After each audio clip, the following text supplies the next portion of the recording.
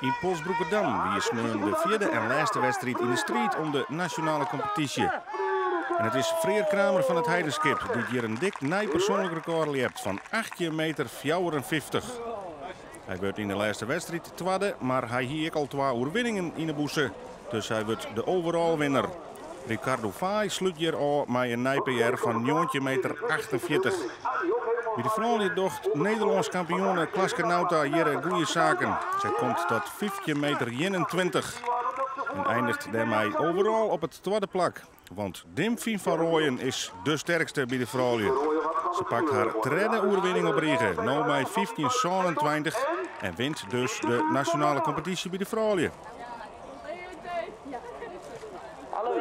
Hij zag Jacob de Groot keer voorbij komen. Maar zoals ze zeggen allemaal 15 springen. Erwin Timmeraan, kun je boven de doel te punt krijgen? Erwin Timmeraan!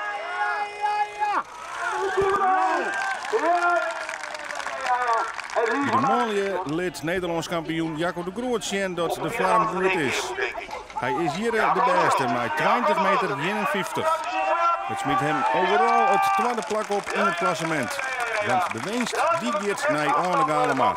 Met 2 overwinningen en een tweede plak pakt hij het derde hier de titel in de nationale competitie.